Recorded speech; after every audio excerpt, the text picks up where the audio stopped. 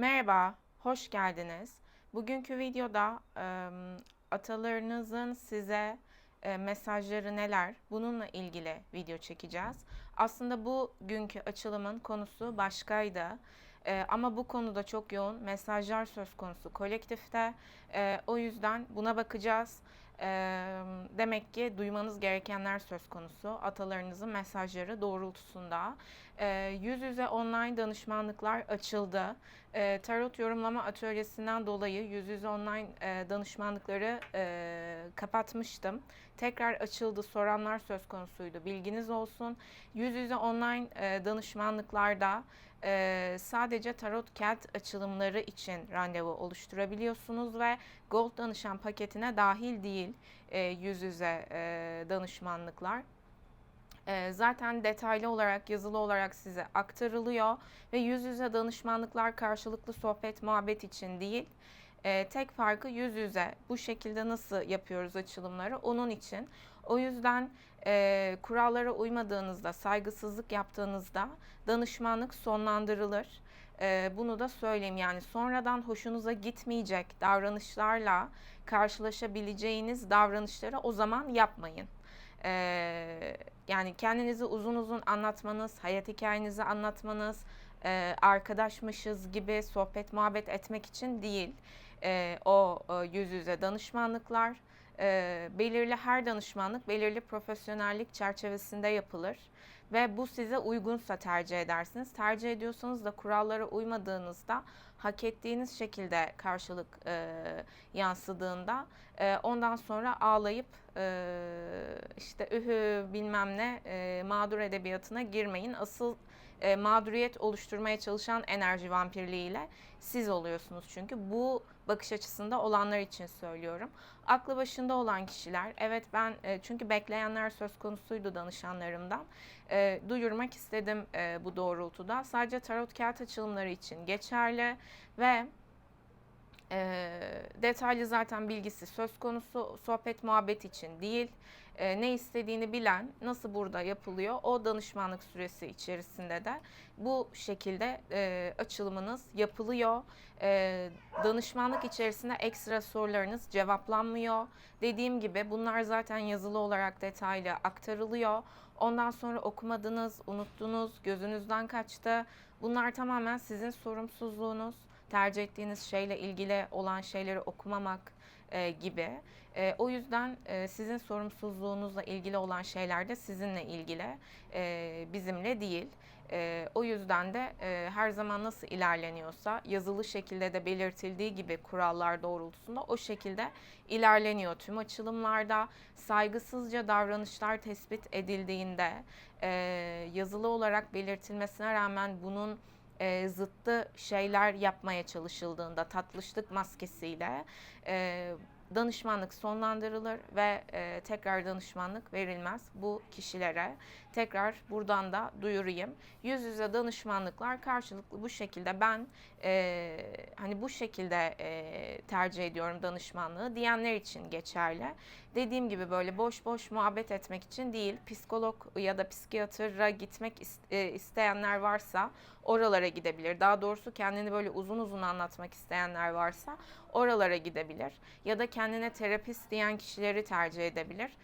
Ben sadece tarot okuyucu kimliğimle buradayım. O doğrultuda ilerliyoruz.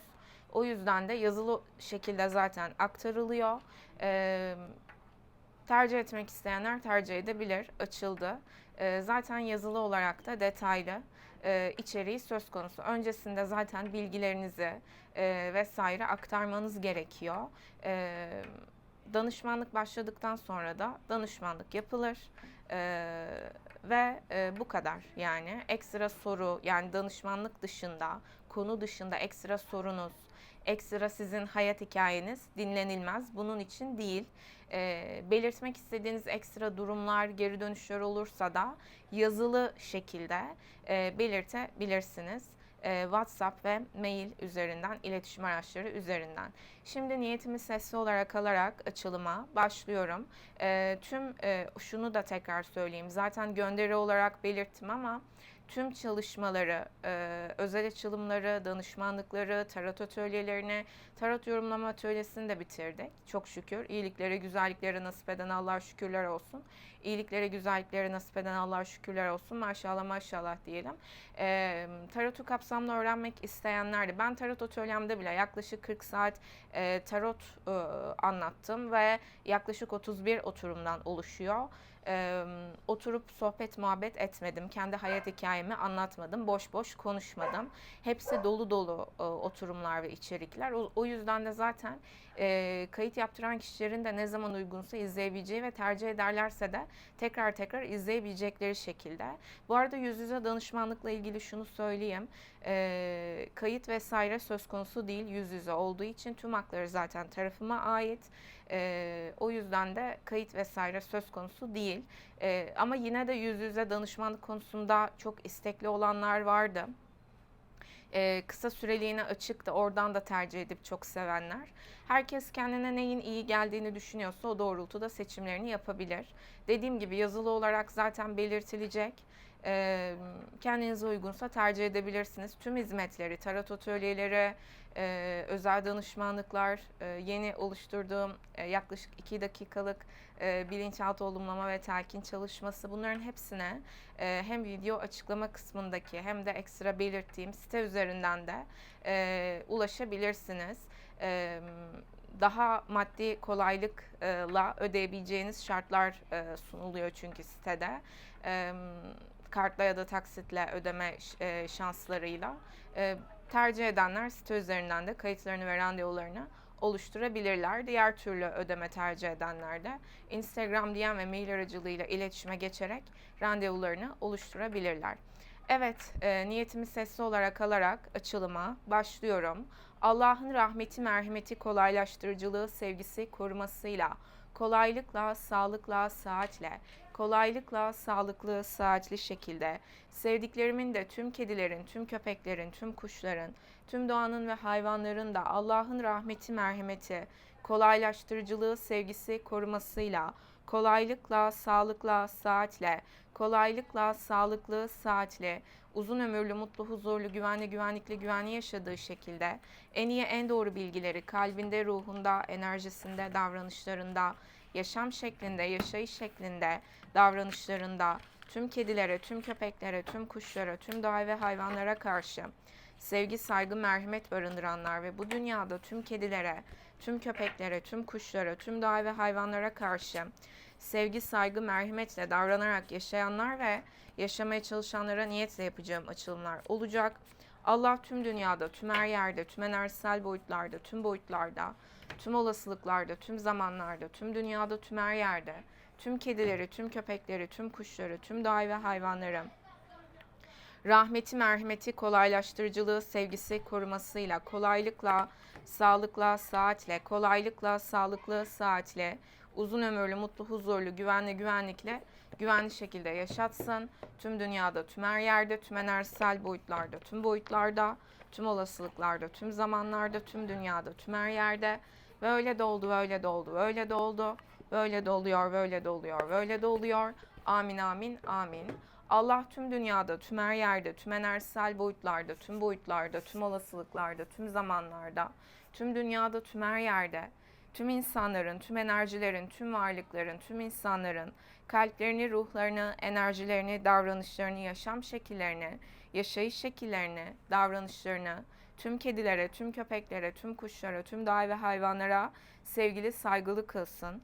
Tüm insanların, tüm enerjilerin, tüm varlıkların, tüm insanların kalplerini, ruhlarını, enerjilerini, davranışlarını, yaşam şekillerini, yaşayış şekillerini, davranışlarını, tüm kedilerin, tüm köpeklerin, tüm kuşların, tüm doğanın ve hayvanların yaşam haklarına da sevgili, saygılı kılsın. Allah tüm insanların, tüm enerjilerin, tüm varlıkların, tüm insanların bu şekilde davranarak yaşamalarını sağlasın. Yaşamlarını, yaşayış şekillerini, davranışlarını bu şekilde kılsın. Allah tüm kedilerin, tüm köpeklerin, tüm kuşların, tüm doğanın ve hayvanların da Allah'ın rahmeti, merhameti, kolaylaştırıcılığı, sevgisi, korumasıyla, kolaylıkla, sağlıkla, sıhhatle, kolaylıkla, sağlıklı, sıhhatli, uzun ömürlü, mutlu, huzurlu, güvenli, güvenlikli, güvenli yaşadığı şekilde tüm dünyada, tüm her yerde, tüm enerjisel boyutlarda, tüm boyutlarda, tüm olasılıklarda, tüm zamanlarda, tüm dünyada, tüm her yerde.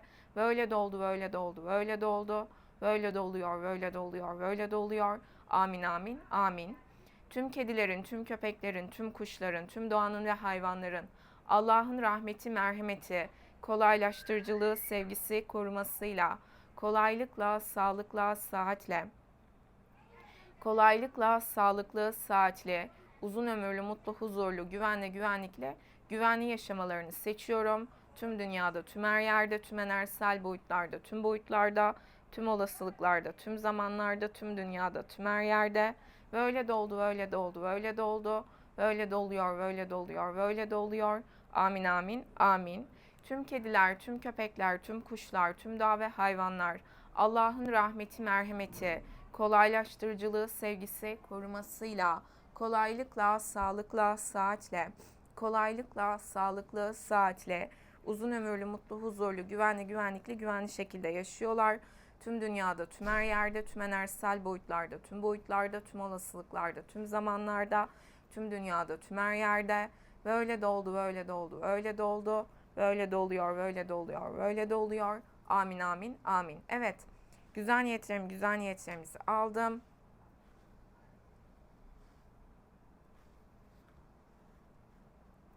Güzel niyetlerimizi aldım. Şimdi bakalım atalarınız size ne söylemek ister? Size mesajı ne?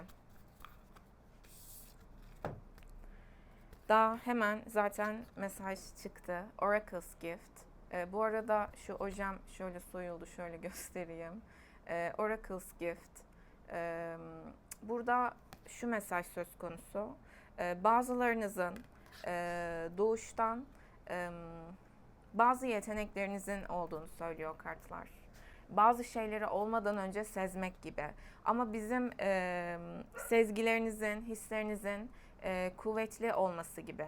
Ama bizim ülkede bu tarz şeylere direkt olarak fal yaftası yapıştırıldığı için kendinizi uzak tutmuş bu alanlardan ya da mesafeli ve sorgulayarak yaklaşmış olabilirsiniz. Ama zaten taç çakra enerjisiyle çıktı bakın. Sezgisel yeteneklerinizin olduğunu, bazılarınız belki burada fincan üzerinden de çıktığı için bazılarınıza mesaj şu: çok fazla negatif alana yöneliyorsunuz. Özellikle böyle fal adı altında çok fazla içeriklere yöneliyorsanız ya da siz fal bakıyorsanız ilerlemeniz gereken yol bu değil. Mesajı size atalarınızın bu olasılıklar doğrultusunda abonelerimdeki niyetime uygun kişiler ve enerjiler için senin daha enerjisel olarak aklı selim şekilde sorumluluk alarak, enerjileri öğrenerek ve daha sonra öğrendiğin o enerji bilgisiyle yaratılış, hayatın işleyişi, enerjiler, bunları ilmiyle, bilmiyle öğrendikten sonra zaten hislerini nasıl kullanman gerektiğini hayatta doğal olarak akışla gözlemliyor olacaksın, öğrenmiş olacaksın zaten. O yüzden bazılarınıza mesaj şu: özellikle fal adı altında alanlara yaklaşmamanız, ya da sizin de bu tarz şeyleri yapmamanız, işte kahve falıdır, şudur, budur, tarotu hala fal diye yaklaşan kesim mesela. Bu kafalardan çıkman lazım çünkü enerjini negatife açık hale getiriyorsun. Senin daha üst boyuttan, daha kaliteyi öğrenmen gerekiyor enerjisel konularla ilgili. Bakış açını kaliteli şekilde geliştirmen gerekiyor. Sorumluluk sahibi değilsin.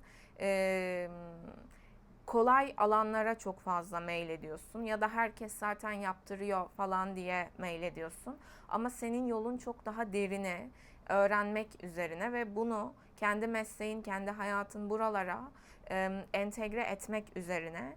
Bu yeteneklerini yok saymamalısın ve ucuzlaştırmamalısın da.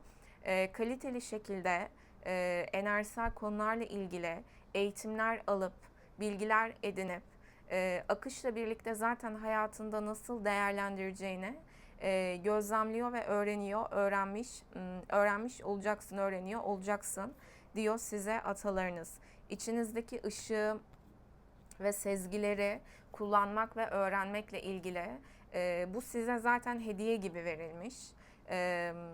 Yetenek yani bu bazılarınızda. Ve bunu ucuzlaştırmaman gerekiyor. Herkesin işte aman nasılsa 50 bin 60 bin izlenmesi var ama fal diyor. Herhalde bu kadar kişi yanlış düşünmüyordur gibi. Tam tersi. Nerede çokluk orada BOK-luk demişler. O yüzden BOK-luk ya BOK-luk demişler. Bu BOK-luk yollarına girmemen gerekiyor. Daha kaliteli, daha nezih, daha niş şekilde ilerlemen gerekiyor. Özellikle enerjisel yeteneklerini daha kaliteli hayatında var etmek için, ama önce öğrenmen de gereken durumlar söz konusu diyor size.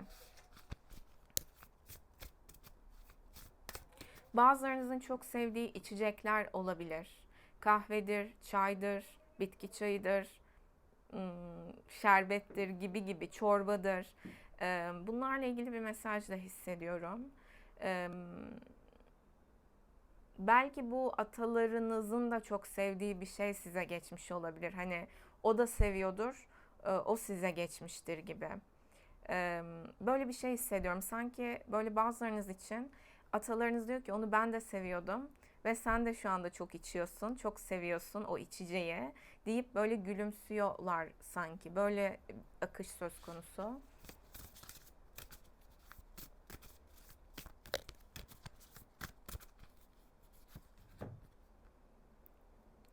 Great Big Love. Sizi çok sevdiklerini söylüyorlar. Şöyle netleştireyim. Kalbinizi koruyorlar. Özellikle yalnız hissettiğinizde, sevgisiz hissettiğinizde, kimsesiz hissettiğinizde atalarınız burada size diyor ki ne yaşadığını, neden yaşadığını biliyoruz. Belki onlar da bazı zorluklar çektiler ama şu anda zaten bulundukları konumda belki sadece saf sevgi söz konusu. O yüzden bu hayatın içerisinde, bu açımda ağlayacağım biliyordum, ağlamak istemiyorum. Bu hayatın içerisinde bu bedene sahipsen, bu hayatı yaşıyorsan,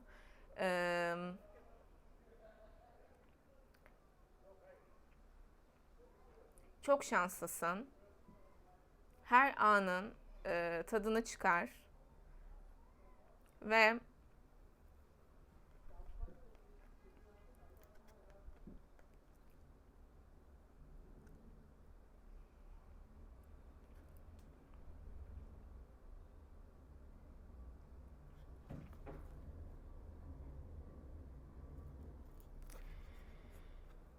her an sevgiyi seç, sevgiyi yaşamayı seç ve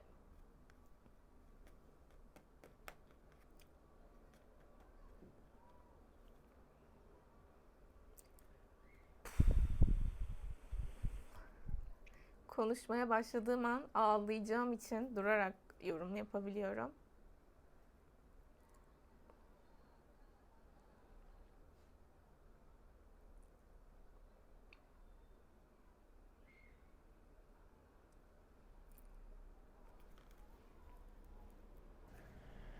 Ve çok sevildiğini bil.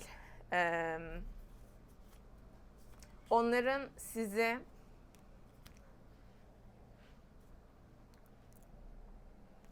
sizi sevdiği zamanları hatırlayın. Sizi ne kadar korudukları,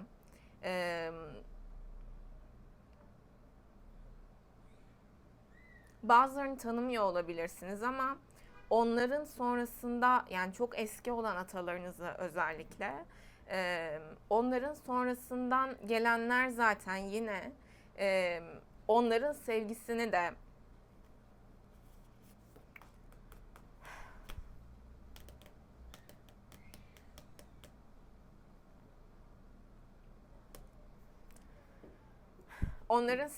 de aslında size zaten akıtmışlar.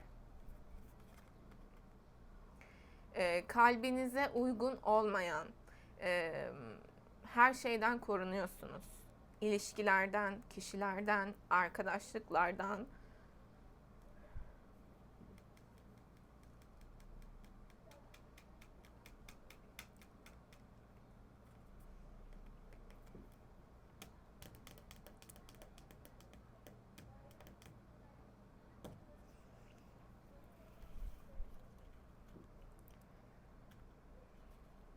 Sevme kapasiteniz çok yüksek.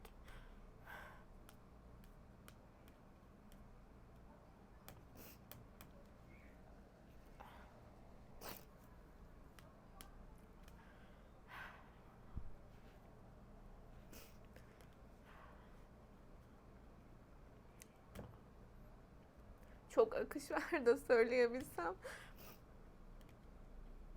Sevme kapasiteniz çok yüksek. O yüzden o sevgiyi hak etmeyen, onu kullanma peşinde olan kişilerden uzaklaştırılıyorsunuz. Çünkü onların sevgisi hala kalbinizde ve sizi, sevgi dünyanızı, kalbinizi koruyorlar.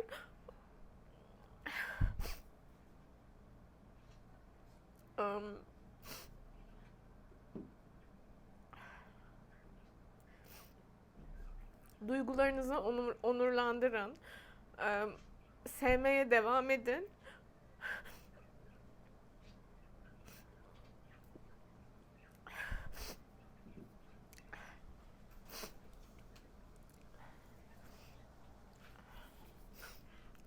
Sevmeye devam edin.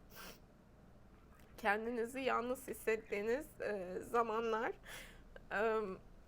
aslında o sevgiye daha çok sarılmanızı istedikleri zamanlar. Onları hatırlayarak, onların size sunduğu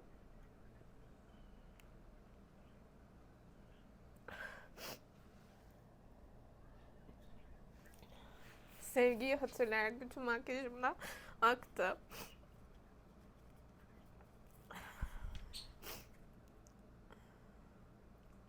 Kalbinizi koruyorlar.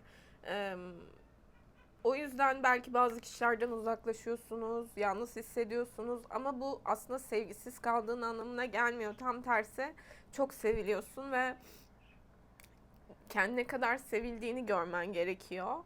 Ve o seni sevme kapasitesi olmayanlardan uzaklaşıyorsun aslında. Çünkü sen senin sevme kapasitesi olmayanları bile sevebilecek kadar güzel bir kalbe sahipsin.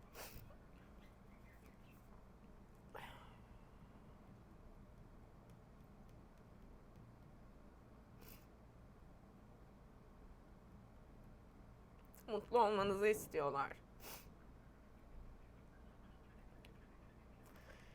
Bu belki özel olabilir ama bunu aktaracağım. Yani bazılarınız için olabilir. Çok kendi düşüncelerimi katmayacağım. Akış neyse o şekilde ilerleyeceğim. Çünkü o şekilde mesaj söz konusu. Bazılarınızın ilişki içerisinde olduğu duygu dünyanızı, sevgi dünyanızı da koruyorlar aslında demiştim ya. Kalbinizin kirlenmemesi için, temiz kalması için. Çünkü bu çok önemli.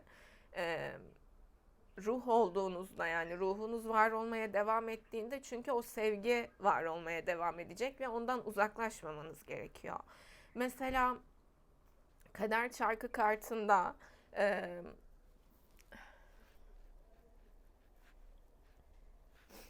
ay, makyajım da aktı, neyse. Mesela kader çarkı kartında Maat'tan bahsetmiştik. Bilenler bilir, Mısır mitolojisinde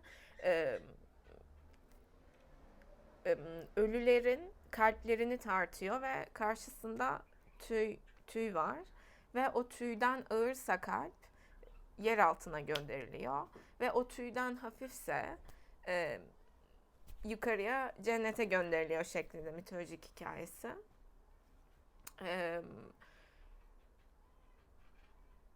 Aslında kalbin işte hafif kalsın diye diyor.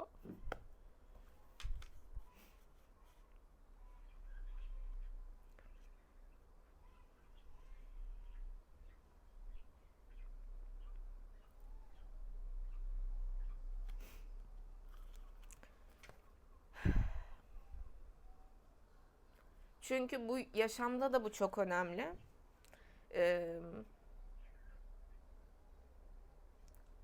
Ruh olarak var olmaya devam edildiğinde de bu çok önemli.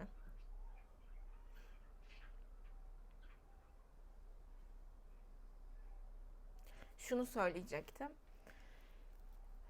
Bazılarınızın işte aklınızdaki kişilerdir, ilişki yaşadığınız kişilerdir. Atalarınız aslında onların atalarıyla da bağlantı kurmuş olabilir. Aslında siz mutlu olun diye, belki o kişiler akıllansın diye. Böyle hani böyle bir şey hissediyorum. Rüyalarınızda görmüş olabilirsiniz. Belki o kişinin atalarını sizin atalarınıza. Mutlu olmayı hak ettiğinizi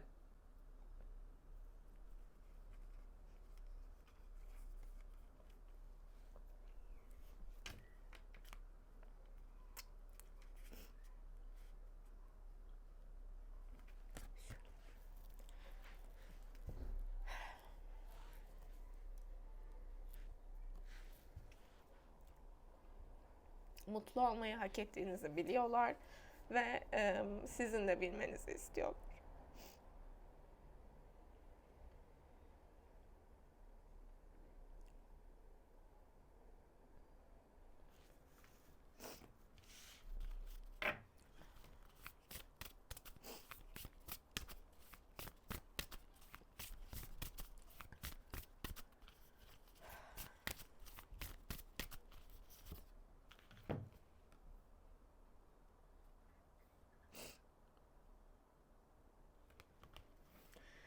O kadar yüksek enerjiler söz konusu ki.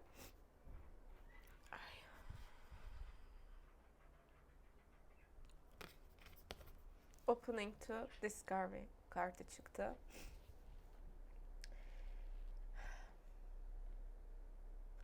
Yeteneklerinizi kullanarak hayatta hayalleriniz doğrultusunda istediğiniz her kapıyı açabilecek enerjidesiniz.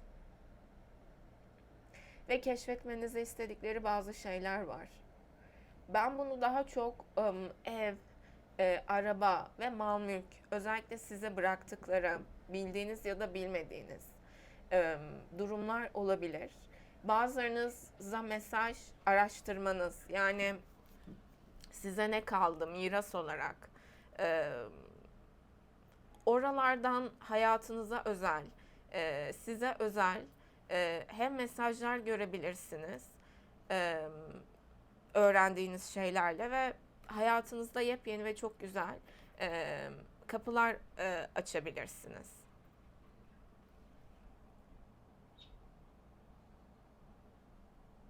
Zaten yine 3. göz çakrasıyla çıktı. Enerjiler yüksek demiştim ya.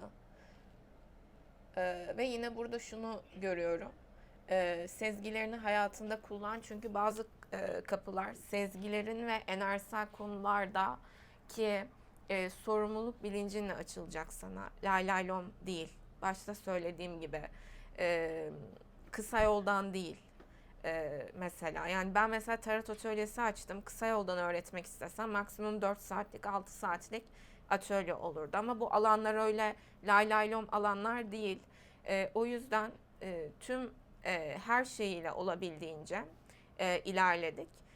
Öyle olsaydı çok fazla, zaten maksimum 10 saatlik adına eğitim dedikleri ama bana göre hiçbir şekilde tarotun T'sini aslında daha anlatma aşamasına bile geçemedikleri bomboş anlatan kişiler zaten söz konusu, ya da fal bakış açısıyla.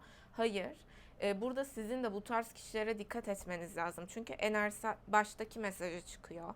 Yani 3. göz çakrasıyla da çıktığı için keşfetmen gereken kapılar var. Ve sen oraları keşfettikçe, sezgilerin, yeteneklerin, bazı şeyleri öğrendikçe hayata bakış açın daha sevgi boyutundan, daha üst boyutlardan olacak. Üst boyutlardan baktıkça hayatını cennete çevirmeye başlayacaksın ve bazı kapılar zaten sana açılmaya başlayacak. Ama burada lay lay lom, cıvık, sorumluluk sahibi olmayan, zaman ayırmadığın, sorumluluğunu almadığın ve hep böyle daha kolayını, daha kestirmesini seçmeye çalıştığın durumlardan uzaklaşman gerekiyor.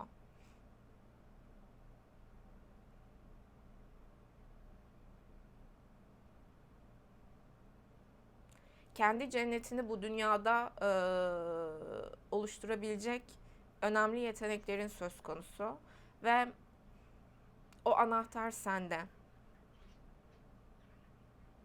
Bir de mal mülk sahibi olabilirsiniz. Yani bu size atalarınızdan aktarılmış şans olabilir. O yüzden aslında bu enerjisel konulara da sorumluluk sahibi kaliteli şekilde bazı şeyleri öğrendikçe aslında Matrix'in sizi uyutmaya çalıştığı, kendi atalarınızdan size aktarılan şanslar, e, hayatınızdaki güzellikler, bunları görmeyin diye sürekli şarkılar, başka şeyler, şaka adı altında vesaire bomboş hayatlara yönelttiği kodlardan da çıkman gerekiyor. Buralardan da bu enerjisel konularla ilgili alanlarda sorumluluk sahibi ilerleyerek özgürleşebilirsin.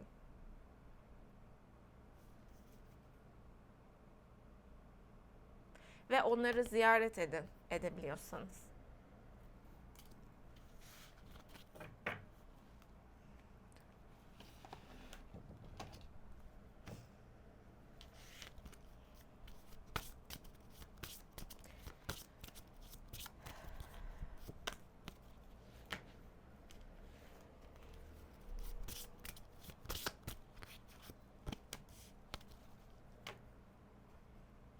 O kadar güzel çıktı ki. Yani az önce söylediğim şeyler çıktı. Başka kart olmasına rağmen. Şimdi az önce demiştim ya, mal mülk sahibi olabilirsiniz ve bu potansiyeliniz var aslında. Dünyada sevgiyle sağlıklı köklenebilirsiniz. Cennet boyutunu yaşayabilirsiniz. Hayvansever, doğasever, hayvanlara, doğaya sevgili, saygılı davranarak, yaşayarak. Venüs, 4. ev ve Oğlak enerjisi. Sevgiyle yapı kurmak, sevgiyle köklenmek. Bakın. Ve sorumluluk sahibi. En başından beri ne diyorum? Yılışık değil, sağlıklı sınırlarla ve başkalarının sınırlarına da dikkat ederek, saygı göstererek, çok fırın ekmek yemesi gerekiyor bazılarınızın demek istedim, ama nereden başlasan kâr, çünkü başlamadığın sürece aynı döngülerde dolaşıyorsun. Bunu söylüyor. Bunu istemiyorlar.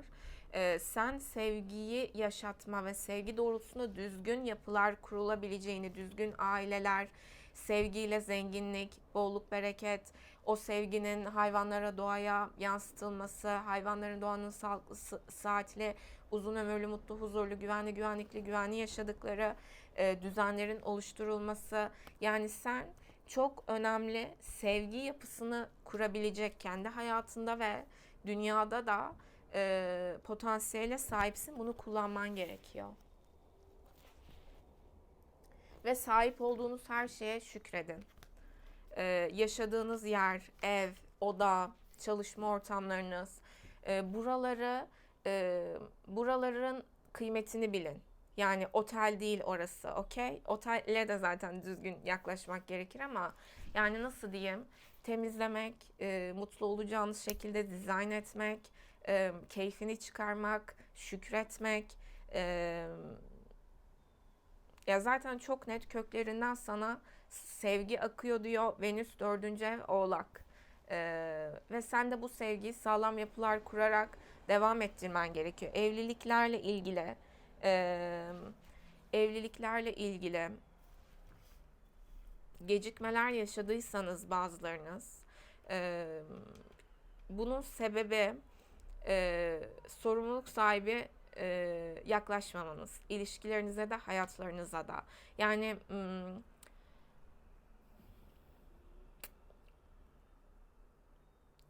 şöyle söyleyeyim, kısa sürede insanlarla yakınlık kurmaya çalışmak, işte gibi gibi, hani sorumluluktan kaçtığın için bunları yapıyorsun. Onu da tanı, bunu da tanı, belki işte senin işine yarar. Hayır.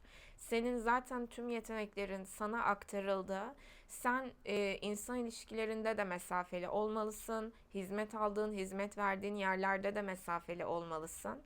İlişkilerinde gecikme yaşamanın sebebi cıvıman. Yani ciddiyetini, olgunluğunu, kriterlerini koruyamaman. sınırlarını koruyamaman ya da karşı tarafın sınırlarına saygı gösterememen. Belki sana sınır çektiğinde rahatsız olup çünkü sınırını aşmak istiyorsun karşıdaki kişinin. Belki onu suçladın, işte şöyle yaptı böyle yaptı. Hayır, aslında o sana sağlam yuvaların ve ilişkilerin kurulabilmesi için sınır çizerek, kriterlerle ilerlemen gerektiğini öğretmeye çalışıyordu. Yani ilişkilerle ilgili özellikle hani gecikti, olacaktı, olmadı falan gibi şeyler yaşadıysanız da siz insanların sınırlarına saygı duymayı bilen birisi değilsiniz ve bunu bilmiyorsunuz. Ve bunu sevgi adı altında, ilgi adı altında yapıyorsunuz ve şakalar ya da kısa sürede yakınlık kurma, samimiyet kurmak, bir mesafeniz, bir sınırınız yok. Bunu yapmanız gerekiyor. Bunu söylüyorlar. Yani sanki şunu söylüyorlar. Bu kadar güzelliğe sahip olup, bu kadar şansa sahip olup bunu görmemenize şaşırıyorlar. Aslında tek yapmanız gereken sorumluluk sahibi ilerlemek, yeteneklerinizi bilerek ve başkalarına da sağlıklı sınırlarla yaklaşmak. İnsanlardan, ilişkilerden uzaklaştırılmanız zaten aynı zamanda bunu görün diye.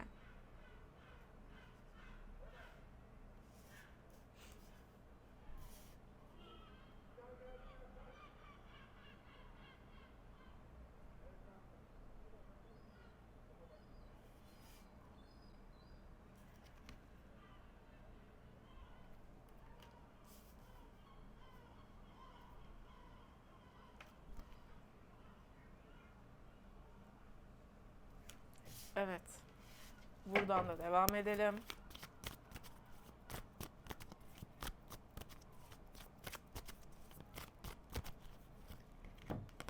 Değnek yedilisi. Sizinle gurur duyuyorlar. Çünkü belki onların karşı duramadıkları, onların mücadele edemedikleri ya da etmemeyi tercih ettikleri toplum baskısı nedeniyle belki çoğu şeyle tek başınıza belki çocukluğunuzdan beri mücadele ettiniz ve dışlanmak pahasına bir sürü kişi tarafından böyle karşıtlıkla karşılaşmak pahasına sizinle gurur duyuyorlar ve size go girl ya da go boy neyseniz artık kadın erkek bunu söylüyorlar. Ve yine sınır çizmek bakın. Sınırlarınızı korumanız gerek. Sınırları korumak kadar başkalarının sınırlarına da saygı göstermek önemli. Bunu yapmadığınız zaman siz anlayana kadar tüm ilişkileriniz bozulacak, yalnız hissetmeye, yalnız kalmaya devam edeceksiniz. İptal negatif kötü şeylere ama sorumluluk sahibi şekilde, düzgün şekilde ve sağlıklı sınırlarınızı koruyarak ve başkalarının da sınırlarına saygı göstererek ilerlemeyi öğrenene kadar.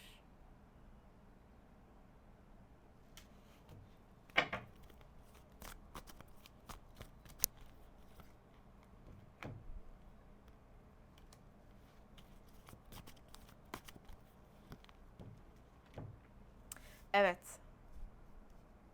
Sizi çok seviyorlar. Bakın.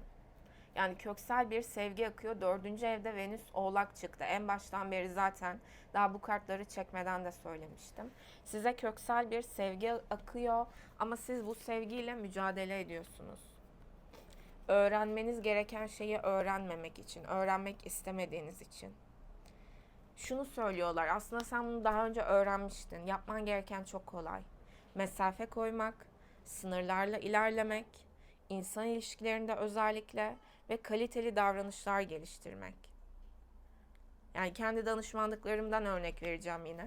Orada kuralla belirtilmesine rağmen mesela o kurala uymayarak ya da yok sayarak, görmezden gelerek karşı tarafa enerji vampirliği yapmamaya çalışmak mesela. Sizin sevgiyi hissedememe sebebiniz ya da belki üçlü ilişkiler ya da işte yakınlık kurmuştu ama sonra uzaklaştı falan. Ya sınırlarınızı koruyamıyorsunuz ya da başkalarının sınırlarına saygı göstermiyorsunuz ve bunu asla görmek istemiyorsunuz. Yengeç ve ikizler etkili kişiler olabilirsiniz ve yengeç ve ikizlerin laneti gibi zaten sınır tanımazlık. O yüzden de çok kötü şeyler yaşıyorlar zaten. Hani hayatları böyle BOK çukuru gibi. Yengeç ve ikizler etkisine aynı anda sahip olan kişilerin hatalarından dönmemeyle ilgili inatlaşıyorlar yani çünkü. Ve çeşitli sinsiliklerle, duygusal manipülasyonlarla, tatlışlık maskeleriyle, yeri geldiğinde salağa yatarak falan böyle onun anlaşılmayacağını zannediyorlar. Hani kendisi bir yol tutturuyor ve karşı tarafta ona, yani şöyle diyelim, nasıl örnek vereyim? Sinsi sinsi kıskandığı, içten içe rekabet içerisine girdiği ya da yerine geçmek istediği kişiye onu seviyormuş gibi yaparak, ona yakınmış gibi yaparak sinsi sinsi zarar veriyor aslında. O yüzden de şimdi Allah her şeyi görüyor. Aslında siz kimseyle rekabet içerisinde değilsiniz. Siz sevmeyi bilmiyorsunuz, sevilmeyi bilmiyorsunuz ve aslında Allah'la savaşıyorsunuz. Farkında değilsiniz. Allah'ı çok sevdiğinizi söyleyerek. Ne zaman bunu yapmayı bırakırsan o zaman ilişki hayatında, ilişkilerinde yoluna girecek. Sınırlara saygı göstermeyi, kurallara göre yaşamayı ve kendi sınırlarınızı korumayı bilmeniz gerekiyor. O zaman gerçek sevgiyi hissedeceksin. Çünkü senin gerçek sevgi dediğin şey insanların alanına T-A-C-I-Z etmek. Sevgi anlayışın bu. Çok seviyorum, o yüzden anlattım bu kadar. Ezgi Hanım, kusura bakmayın ama sizi çok sevdiğim ve çok yakın gördüğüm için anlattım bu kadar. Ama yazılarda diyor ya anlatmayın diye hani. E, Çok sevip yakın görüyorsan kurallara uyarsın. Seven kişiler gerçekten karşı tarafın sınırlarına saygı gösterir çünkü. Gerçekten yengeç ve ikizler etkisine sahip kişiler bunu yapıyor. Yani bunun dışında bunu yapan kişi bazı koçlar, onlarda da yine ikizler etkisi ya da yengeç etkisi oluyor zaten bir yerden, kıyıdan, köşeden. Yani bu etkilere sahip kişilerin laneti gibi o yüzden. Sınırları öğrenememek, saygı duyamamak ve kendi ilişkilerinde de hemen böyle yakınlık kurmaya çalışıp çeşitli manipülasyonlarla sen kendi hayatını cehenneme çeviriyorsun. Ondan sonra evli kişiler karşına çıkıyor. Evli kişilerle ilişki yaşamaya çalışıyorsun ya da birisi sana ciddi yaklaşıyor, sonra pürüz çıkmaya başlıyor. Yani arkadaşlık ilişkinden iş ilişkilerine kadar hem kendi sınırlarını korumayı hem de başkalarının sınırlarına saygı göstermeyi öğrendiğin zaman gerçek sevginin ne olduğunu o zaman tadacaksın. Çünkü şu anda senin sevgi zannettiğin şey enerji vampirliği ve kul hakkına giriyorsun. Ve kul hakkına en büyük günahlardan biliyorsunuz ki. Her zaman böyle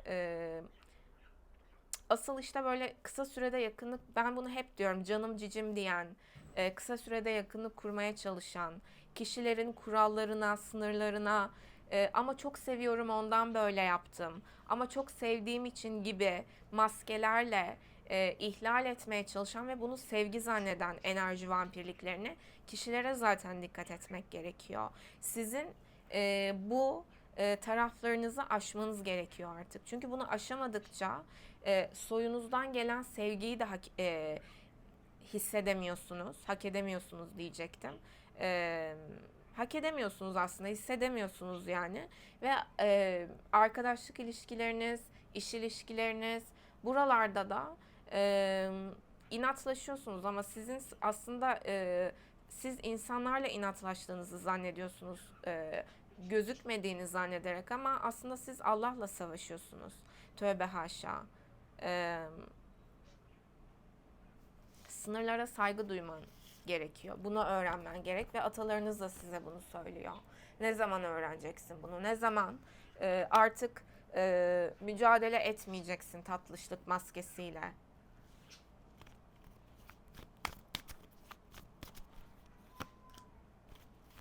Alma verme dengesinin içine sıçmışsınız yani. Siz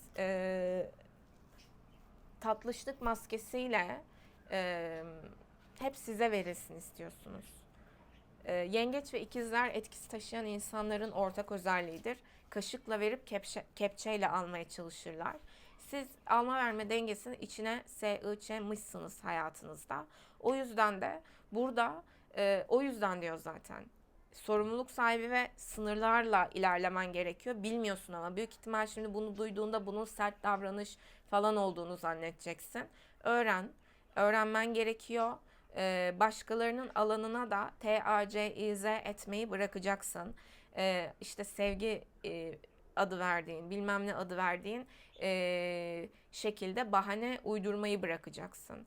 Biri o sınıra sahipse ona saygı duymak zorundasın. Duymadığında ve bunu sevgi için yaptığını söylediğinde bu kendine bulduğun bahane, kul hakkına giriyorsun en büyük günahlardan. Ondan sonra neden ilişkilerinde pürüzler yaşadın, neden işte kimse sevildiğini, sevgini anlamıyor bilmem ne. Herkes yani ve burada şey var aynı zamanda siz sevgi adı altında bazılarınız başkasının yerine geçmeye çalışıyorsunuz. Başkası olmaya çalışıyorsunuz. Bazılarınızın kopyacı kezbanlığı da bırakması gerekiyor. Özellikle yengeç ve ikizler etkisine sahip kişilerin. Bu kadar unik ve eşsiz yeteneklere ve özelliklere sahip olup bu kadar kopyacı kezbanlık yüzünden sevgi adı altında sinsiliklerle başkasının kararlarına, alanlarına, onlarda rahatsızlık uyandıracak duygulara sebep olup kendi hayatını bu kadar heba etmene şaşırıyorlar aslında senin. Alma verme dengesine dikkat et. Ama ikizler ve yengeç etkili kişilerden ben anlayan görmedim ya.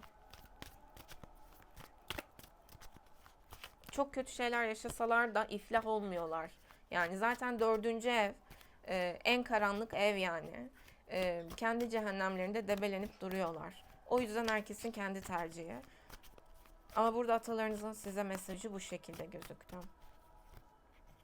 Değnek kraliçesi, özgün ol. Özgün ol işte. Ve enerji vampirliği yaptığınız kişilere de paralarını, ödemelerini yapın. Ama bunu yaptınız diye de ekstra iyilik beklemeyi, ekstra yakınlık ya da özel davranış, özel muamele beklemeyi de bırakın. Hayvanlara, doğaya bol bol destek olup yardım edin.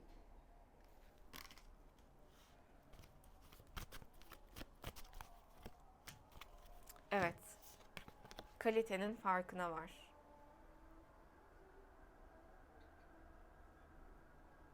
Bazılarınız burada herkes için geçerli değil ama sınırlarınızı koruduğunuzda ve başkalarının sınırlarına saygı duyarak ilerlediğinizde bunu öğrenmesi özellikle yengeç ve ikizler etkilerini dediğim gibi yani ben hizmet aldığım yerlerde bile mesela yengeç ve ikizler etkisine sahip kişiler görüyorum. İçten içe böyle bir kıskançlık içerisine giriyor. Hani ve pürüz çıkarıyor mesela. Mesela nasıl diyeyim? O saati boş diyelim ki bilerek dolu diyor falan. Kendi istediği saati oldurtmaya çalışıyor falan. Hani böyle sinsilikleri var yengeç ve ikizler etkilerin. Ya da böyle son anda işte başka kişiye devrediyor. Sen sordun mu devretmeden önce? Hani bu kişi ben kişiyi hizmet alacağım kişiyi seçiyorum mesela. Sen onu kafana göre değiştiremezsin. Kıskandıkları kişilere böyle pasif agresif davranışlar sergiliyor yengeç ve ikizler etkiler ve bazen böyle veriyormuş gibi gözükürken aslında daha fazlasını almaya çalışıyorlar. Enerjisel olarak da ve gözükürde de hiçbir şey yapmıyormuş gibi. Hatta böyle işte tatlı dille yakınlık kurmaya çalışarak falan gözüküyorlar.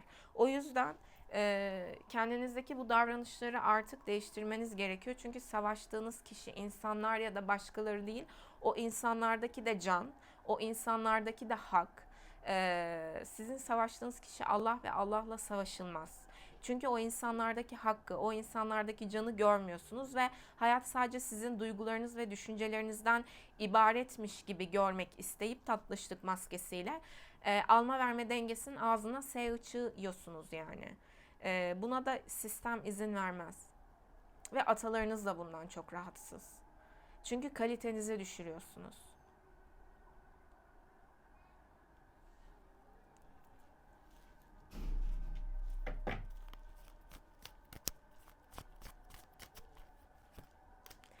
Ve bu tarz kişilere mesafe koymanız gerek. Kendinizin de bu davranışlarını törpülemeniz gerek. O zaman bolluk, bereket, güzel ilişkiler, güzel kişilerle karşılaşma durumları hayatınızda artıyor olacak. Kuponusu.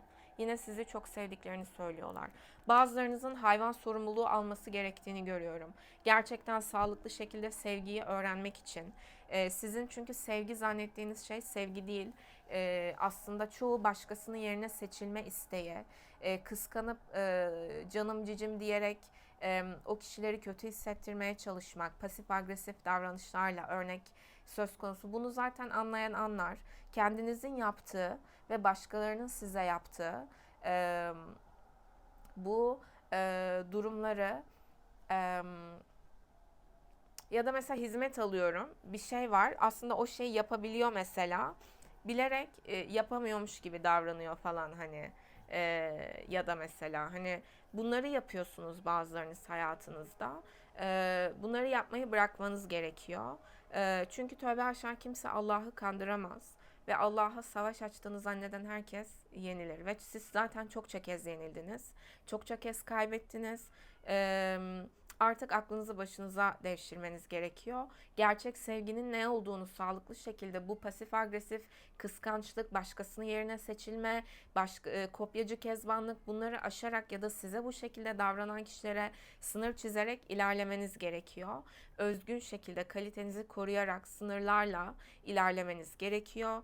Gerçek sevginin ne olduğunu o zaman anlayacaksınız ve evlilik, hayallerinizin gerçekleşmesi o zaman yaşayabilir ve atalarınızın aslında ne kadar sizi sevdiğini o zaman hissedebilirsiniz. Aile ilişkilerinizin düzeldiğini, hayallerinizin gerçekleştiğini o zaman deneyimleyebilirsiniz ve dediğim gibi bazılarınızın hayvan sahiplenmesi, ama bu satın almak vesaire asla değil. O zaman da zaten bambaşka günahlara ortak oluyorsunuz. Şekilciliğiniz nedeniyle gidip barınaklardan ya da sokaktan sahiplenip internetten araştırıyorsunuz veterinerlere. Veteriner konusunda da seçici olun ve çok araştırın her seferinde. Araştırıyorsunuz. Mamasıydı, kontrolleriydi, sorumluluğunu alarak yaşıyorsunuz.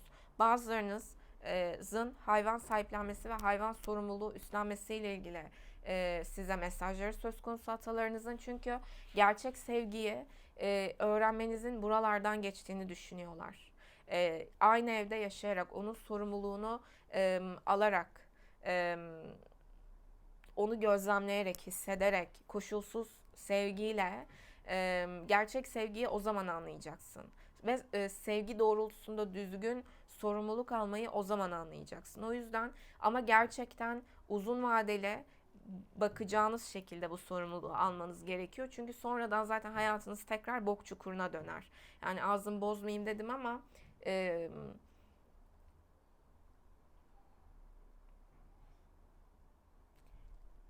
sevgiyi anlamanız gerek. Sevgi tanımınız çok toksik. Özellikle yengeç ve ikizler etkiler. Haritasında bu etkilerde herhangi konumları bulunanlar.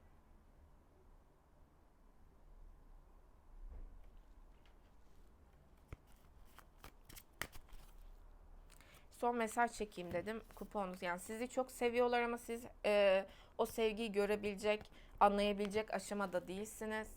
Şımarıklığı bıraktığınızda ve sorumlulukla hayatınızda ilerlediğinizde ve sınırlara saygı duyarak ilerlediğinizde o zaman hayallerinizin gerçekleştiğini, saygı gördüğünüz, sevildiğiniz, evlilik yaptığınızı, yuva kurduğunuzu, aile ilişkilerinizin iyileştiğini, aile içerisinde sevildiğinizi, saygı gördüğünüzü, tanınma, ünlenme gibi konularda, yani hayalleriniz neyse o mutlulukları o zaman yaşayabileceğinizi söylüyor size kartlar.